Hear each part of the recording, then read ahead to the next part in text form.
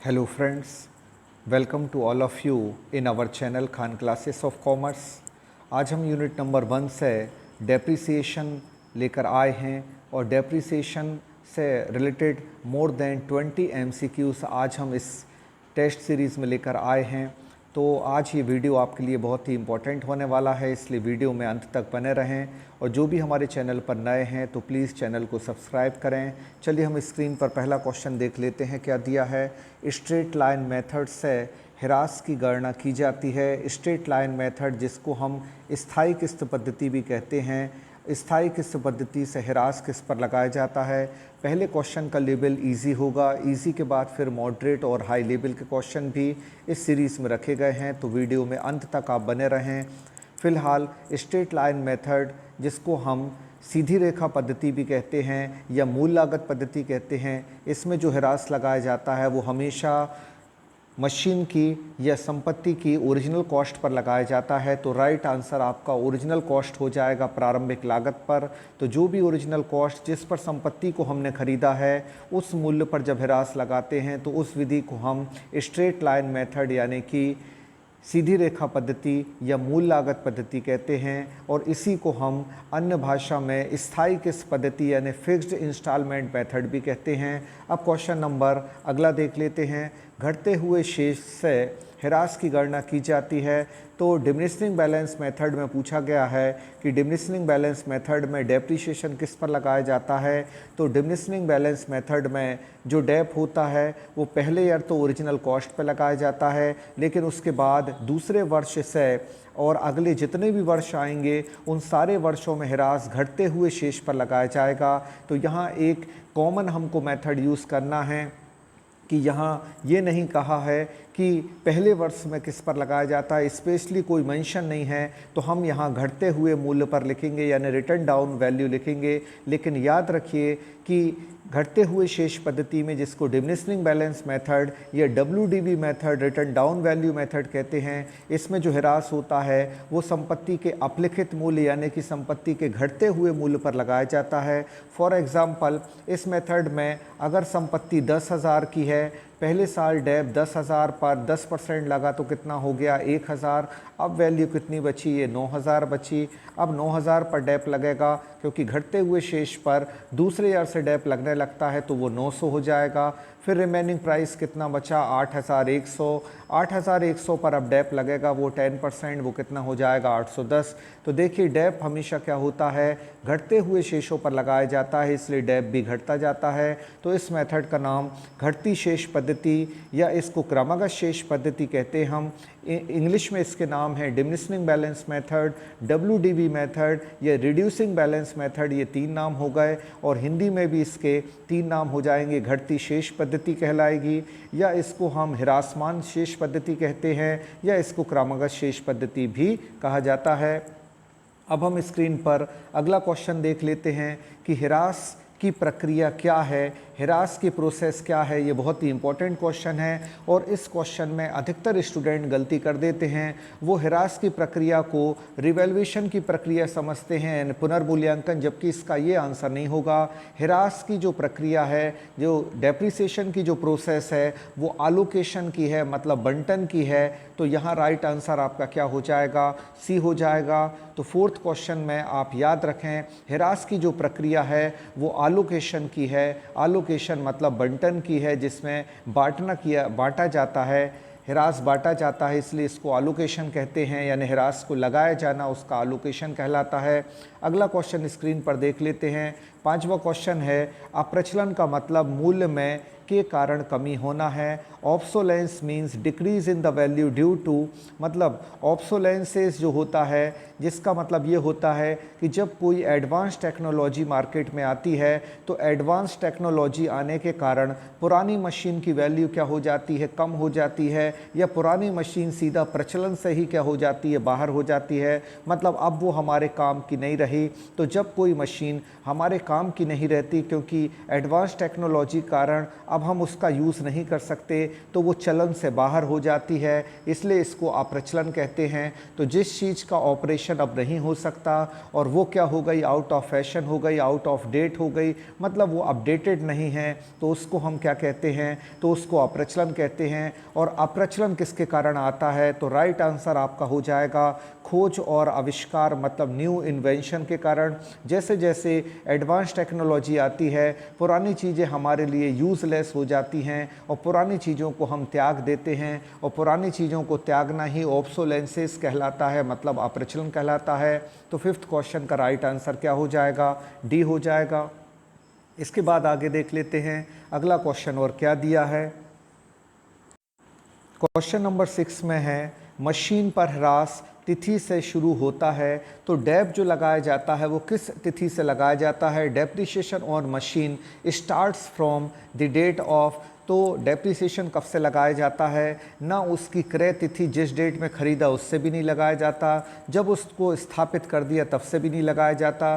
तो डेप कब से लगाया जाता है, जब उसका यूज़ हम शुरू करते हैं, तो यूज़ शुरू करने की वजह से उस पर डेप लगना शुरू हो जाता है। और संपत्ति का जब हम यूज़ करते हैं तब उस पर डेप लगता है। जैसा आपने पढ़ा है कि ह्रास स्थायी संपत्ति के मूल्य में होने वाली कमी का नाम है, लेकिन वो कमी किसके कारण होती है, संपत्ति के प्रयोग के कारण।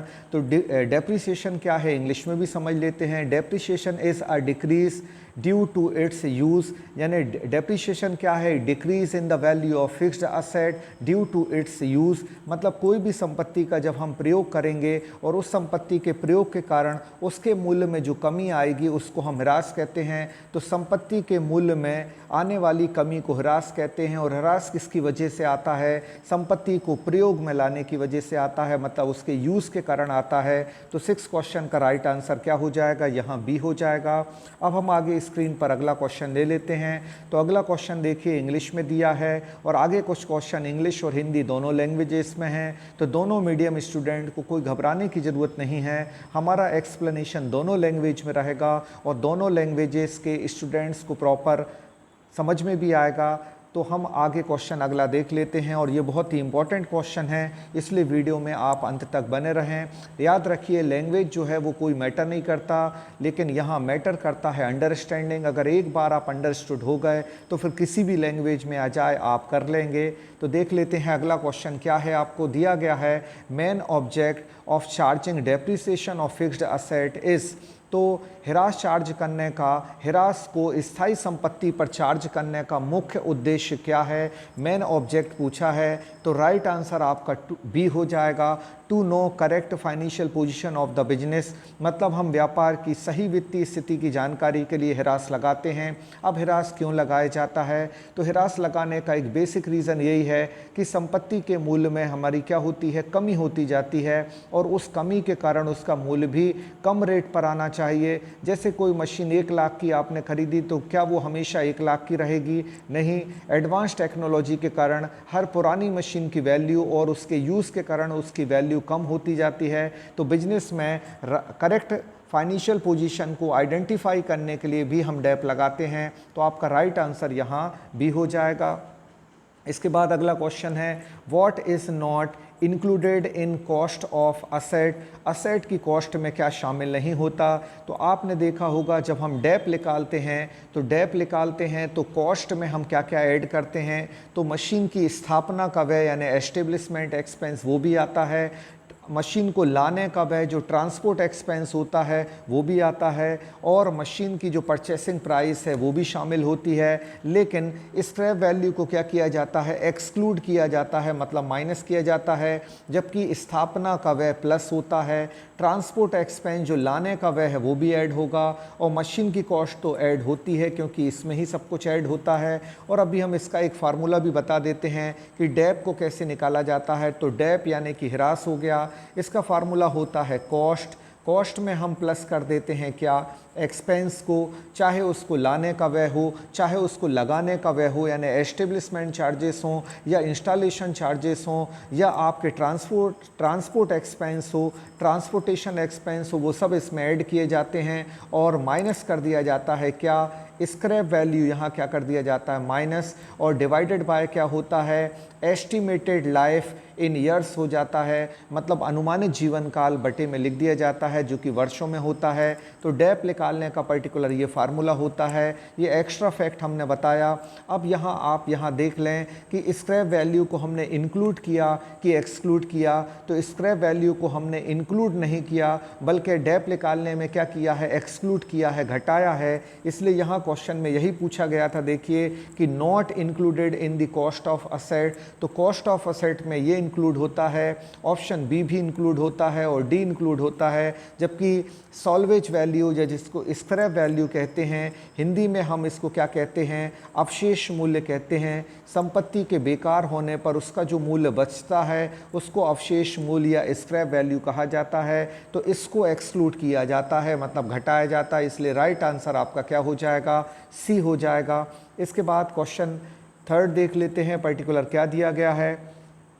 इन which method value of asset can be written off till zero, मतलब किस मेथड में संपत्ति का मूल्य अंत में क्या हो जाता है ज़ीरो हो जाता है। सो संपत्ति का मूल्य अंत में ज़ीरो किस में होता है स्ट्रेट लाइन मेथड में ज़ीरो होता है। कैसे होता है हम आपको बता देते हैं कि ये 50,000 रुपये की मशीन है। पहले साल 5,000 डेप लगेगा स्ट्रेट लाइन मेथड से, मान लो 10% डेप है। 50,000 का 5% लेस किया, 5,000 रुपये लेस किया तो कितना आ गया ये 45,000। फिर डेप लगेगा 5,000 तो ये कितना बचेगा 40,000। इस तरह ये डेप लगते लगते अंत में आखिरी 10th ईयर में कितना बचेगा 5,000, और 5,000 में से 5,000 लेस करेंगे तो लास्ट में क्या बचेगा नील, यानी कि ज़ीरो। तो ज़ीरो वैल्यू सिर्फ किस में बचती है स्ट्रेट लाइन मेथड में। तो याद रखिए स्ट्रेट लाइन मेथड में असेट की value at the end of estimated life, मतलब किसी भी अनुमानित जीवन काल के समाप्त होने के बाद मशीन का मूल्य आखिरी वर्ष में क्या हो जाता है ज़ीरो। तो वो किस मेथड में होता है, तो वो स्ट्रेट लाइन मेथड मतलब सीधी रेखा पद्धति में होता है, जिसको हम क्या कहते हैं, जिसको हम दूसरी मेथड के नाम से भी जानते हैं, और जिसका दूसरा नाम क्या है स्थायी किस्त पद्धति है, या इसको सरल रेखा पद्धति या सीधी रेखा पद्धति भी कहा जाता है। आगे क्वेश्चन स्क्रीन पर ले लेते हैं कि अगला इंपॉर्टेंट क्वेश्चन और क्या दिया है। Depreciation under fixed instalment method is calculated. तो इसमें ये पूछा गया है कि फिक्स्ड इंस्टॉलमेंट मेथड यानी कि स्थायी किस्त विधि में ह्रास किस पर लगाया जाता है। तो स्थायी किस्त विधि में हमेशा ह्रास किस पर लगाया जाता है, तो हमेशा ह्रास परचेसिंग प्राइस पर लगाया जाता है। जो ओरिजिनल कॉस्ट होती है उस ओरिजिनल कॉस्ट पर डेप हमेशा स्ट्रेट लाइन मेथड में लगाया जाता है। तो राइट आंसर फिफ्थ क्वेश्चन का आपका ए हो जाएगा। इसके बाद आप देख लें क्वेश्चन नंबर 6 है depreciation is calculated under diminishing balance method, मतलब घटती शेष पद्धति में ह्रास किस पर लगाया जाता है। तो अब इसको आप मीनिंगफुल समझेंगे कि स्थायी किस्त पद्धति में तो ह्रास हमेशा मूल लागत पर लगाते हैं, तो आपने ऊपर फिफ्थ क्वेश्चन में देखा। लेकिन अब बात हो रही है WDB मेथड, जिसको रिटर्न डाउन वैल्यू मेथड कहते हैं। और अभी हमने एक एग्जाम्पल में आपको समझाया भी था कि डेप कैसे लगाया जाता है। तो पहले ईयर में डेप किस पर लगता है, परचेसिंग प्राइस पर लगता है, लेकिन दूसरे ईयर से डेप किस पर लगता है, डिमिनिशिंग बैलेंस पर लगने लगता है। यानी पहले वर्ष में मूल लागत पर ह्रास लगेगा और अगले वर्ष होंगे, नेक्स्ट ईयर होंगे, उन पर WDB जो हमारे पास होगी अपलिखित मूल्य होगा उस पर लगाया जाएगा। तो राइट आंसर आपका छठवें क्वेश्चन का क्या हो जाएगा, सी हो जाएगा। तो इन दोनों मेथड की ये खासियत है और इस खासियत को, इस कैरेक्टरिस्टिक्स को आपको याद रखना है। फिर इसके बाद देख लेते हैं, अब फिर से स्क्रैप वैल्यू से रिलेटेड एक क्वेश्चन है। अभी आपने एक क्वेश्चन और भी देखा था, scrap value has important in such method. तो अभी हमने आपको डेप का एक फार्मूला बताया था, और डेप का जो फार्मूला बताया था आपको अभी प्रीवियस स्क्रीन पर, वो डेप का फार्मूला पर्टिकुलर किसका था, SLM मेथड का था, यानी स्ट्रेट लाइन मेथड का। और स्ट्रेट लाइन मेथड को हम क्या कहते हैं, फिक्स्ड इंस्टॉलमेंट मेथड यानी कि स्थायी किस्त पद्धति भी कहते हैं। तो फिक्स्ड इंस्टॉलमेंट मेथड हो या स्ट्रेट लाइन मेथड हो, इस मेथड में क्या इंपॉर्टेंट होता है, इस मेथड में स्क्रैप वैल्यू इंपॉर्टेंट होती है क्योंकि इसको रिड्यूस किया जाता है। तो राइट आंसर आपका क्या हो जाएगा, सेवंथ क्वेश्चन का राइट आंसर आपका ए हो जाएगा। अब क्यों हो जाएगा हम एक बार फिर से बता देते हैं।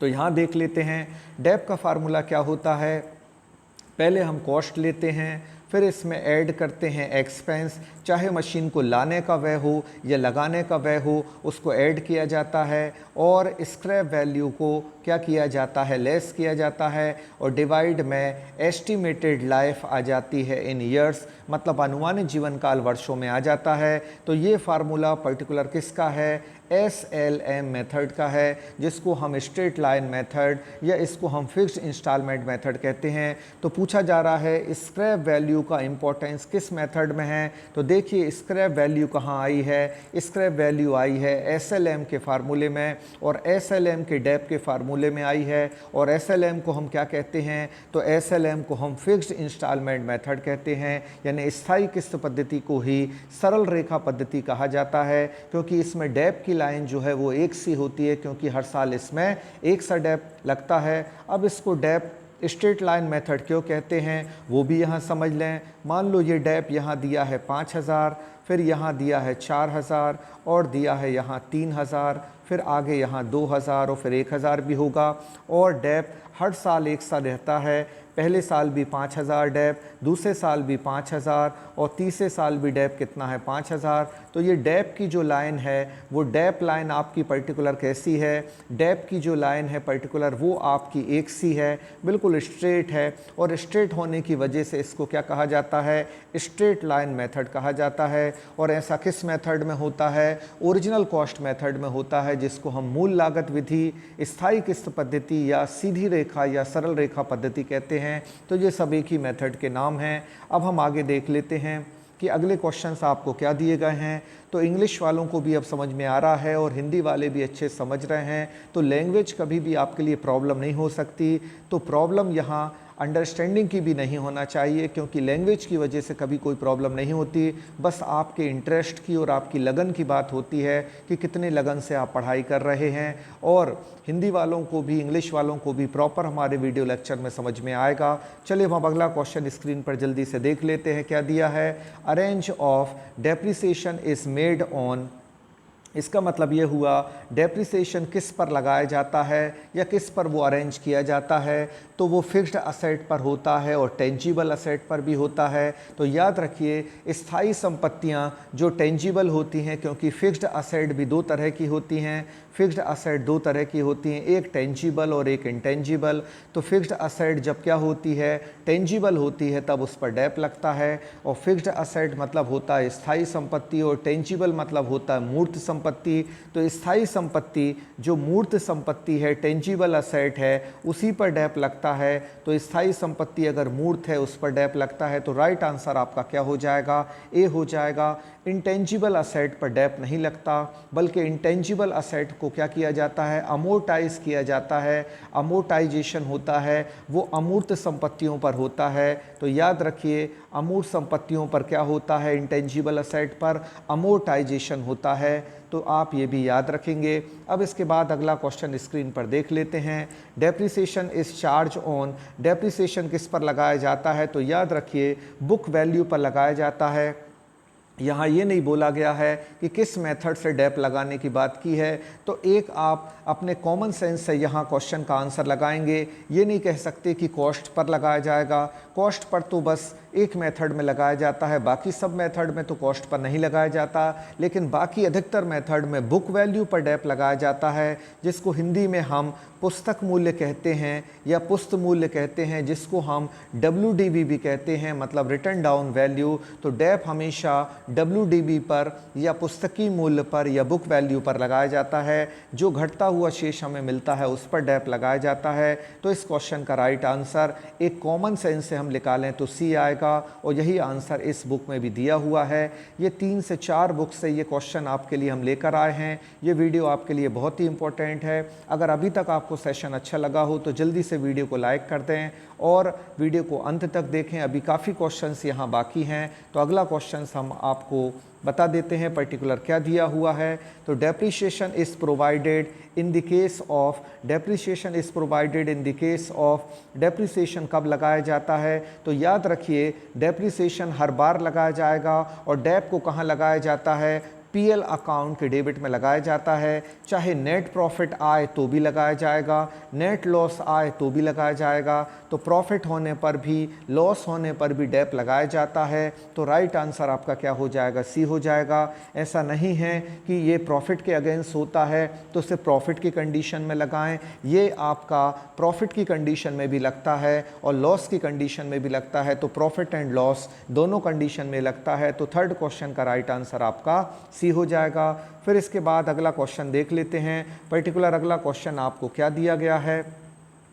अगले क्वेश्चन में आपको दिया गया है, as per diminishing balance method annual depreciation is calculated on the asset. मतलब डिमिनिशिंग बैलेंस मेथड मतलब घटती शेष पद्धति में ह्रास किस पर लगाया जाता है? तो आपको पता है घटते हुए शेषों पर लगाया जाता है या घटती हुई लागत पर लगाया जाता है।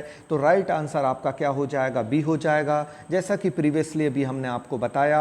अब आगे और भी क्वेश्चन दिए गए हैं, वो भी देख लेते हैं। तो अब इंग्लिश वालों को डरने की ज़रूरत नहीं है। यहाँ हम आपको इंग्लिश में क्वेश्चन को कन्वर्ट करके बता देते हैं कि the nature of depreciation is, मतलब डेप का नेचर क्या होता है? तो डेप एक क्या है? एक्सपेंस है। तो डेप्रिसिएशन को पीएल अकाउंट के डेबिट में हम लगाते हैं और किस हैसियत से इसको लगाया जाता है? एक्सपेंस की वजह से लगाया जाता है। तो याद रखिए डेप्रिसिएशन क्या है? एक एक्सपेंस है और एक्सपेंस के तौर पर ही इसको क्या कहा जाता है? इसको एक रेवेन्यू एक्सपेंस भी कहा जाता है और नॉन कैश एक्सपेंस भी कहा जाता है। जैसा कि हमने पहले भी बताया, ये एक गैर नगद व्यय भी है और ये एक आय व्यय भी है, इसलिए इसको लाभ हानि खाते के डेबिट में चार्ज किया जाता है। तो राइट आंसर आपका बी हो जाएगा। मूल्य ह्रास किस पर लगाया जाता है? अभी इंग्लिश में आपको बताया था कि डेप किस पर लगाया जाता है? Dep is charge on book value. तो डेप किस पर लगाया जाता है? मूल्य ह्रास पुस्तकीय मूल्य पर लगाया जाता है, जिसको हम WDB कहते हैं, यानी कि अपलिखित मूल्य, घटता हुआ मूल्य भी इसको कहा जाता है। तो घटते हुए मूल्य पर या पुस्तकीय मूल्य पर डेप लगाया जाता है। तो राइट आंसर दूसरे क्वेश्चन का सी हो जाएगा। फिर तीसरा क्वेश्चन आपको अगली स्क्रीन पर हम देख लेते हैं कि ये इस सीरीज़ का अब तीसरा और चौथा दो क्वेश्चन और हैं, वो और देख लेते हैं। एक डेफिनेशन आपको दी गई है कि स्थायी संपत्ति में किसी भी कारण से होने वाली शनय शनय और स्थायी कमी को ह्रास कहा जाता है। ये परिभाषा किसकी है? ये बहुत ही एक इम्पॉर्टेंट डेफिनेशन है और ये दी है प्रोफेसर कार्टर ने दी है। तो याद रखिए ये डेफिनेशन है और इस डेफिनेशन के बारे में ये स्टेटमेंट आपको एग्ज़ाम में दिया जाता है और इस स्टेटमेंट के बारे में ये क्वेश्चन पूछा जाता है कि ये किसने कहा है, ये कथन किसका है, ये स्टेटमेंट किसने कहा है? तो प्रोफेसर कार्टर इसका राइट आंसर हो जाएगा। अब गुप्त कोष, जिसको हम सीक्रेट रिजर्व कहते हैं, वो सीक्रेट रिजर्व क्या होता है? तो सीक्रेट रिजर्व क्या बैलेंस शीट में दिखाया जाता है? नहीं दिखाया जाता, क्योंकि वो सीक्रेट होता है। तो सीक्रेट रिजर्व बैलेंस शीट में नहीं दिखाया जाता। क्या वास्तव में विद्यमान होता है? तो हाँ, ये वास्तव में बुक्स में क्या होता है? विद्यमान होता है, मतलब कि ये मौजूद होता है। और उसके बाद आंतरिक रूप से ये क्या छिपा हुआ होता है? तो हाँ, बिल्कुल ये हिडन होता है, क्योंकि ये सीक्रेट आपका रिजर्व है। तो ये तीनों खासियत आपके रिजर्व में पाई जाती हैं। किस रिजर्व में? सीक्रेट रिजर्व में। तो राइट आंसर आपका क्या हो जाएगा? डी हो जाएगा। तो गुप्त कोष जो होता है वो चिट्ठे में भी नहीं दिखाया जाता, विद्यमान भी होता है और आंतरिक रूप से क्या होता है? छिपा हुआ भी होता है, मतलब हिडन भी होता है, बैलेंस शीट में शो भी नहीं होता और एक्चुअली क्या होता है? ये एग्जिस्ट करता है। इसलिए आपका राइट आंसर क्या हो जाएगा? डी हो जाएगा। तो आज की ये क्वेश्चन सीरीज़ जो हम डेप्रिसिएशन के बारे में लेकर आए, आपको कैसी लगी? तो आप अपने कमेंट के जरिए अपनी राय दीजिए और वीडियो को अभी तक लाइक नहीं करा है तो लाइक कर दीजिए और जो चैनल पर नए हैं तो चैनल को सब्सक्राइब करें। आज तक के लिए बस इतना ही। Thank you so much to all of you.